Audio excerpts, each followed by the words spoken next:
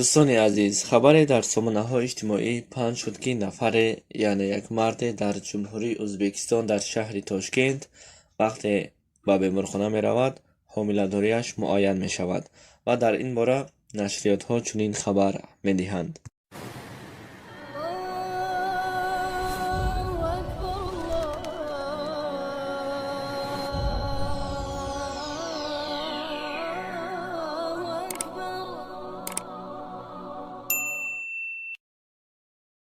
ассалому алайкум тамошобинони азиз ва ҳаводорони шабакаи Корвони Умр. аз шумо хоҳиш мекунам барои паҳн шудани ҳамин навор дар зери видео лайк гузоред ва барои бохабар шудан аз наворҳои мо подписатсия кунед, то ин ки аз наворҳои ҷолиби мо шумо бохабар шавед. дар пойтахти Ҷумҳурии Ӯзбекистон, дар яке аз ноҳияҳо Мирзо Улуғбек ва дар яке аз беморхонаҳо марде ки тахлил месупорад, ногаҳон як ташхиси интизорнашуда ба гӯшаш мерасад ва аз ин хабар ҳама дар ҳайрат меафтанд.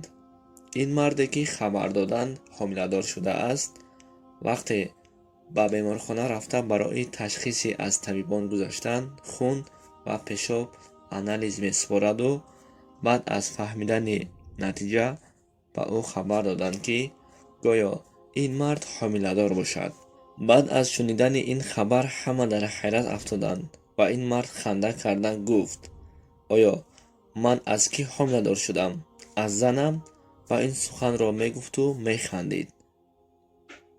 пас аз чанде ҳамширае омаду гуфт: ҳангоми ташхис кардан каме ба хатогӣ рух дода будааст ва ташхиси зани ҳомиладорро иваз ба ташхиси ин мард карда будааст ва бо сабаби ҳамин каме хатогии ин ҳамшира дар сомонаҳои иҷтимоӣ айнан дар газета ва блогерони Ҷумҳурии Ӯзбекистон дар ин бора маълумоти бештар доданд ва ман хостам, ки каме дар ин бора маълумот диҳам, зеро чунин хатогиҳо дар беморхонаҳо ва дар ҳама ҳолат рух медиҳанд.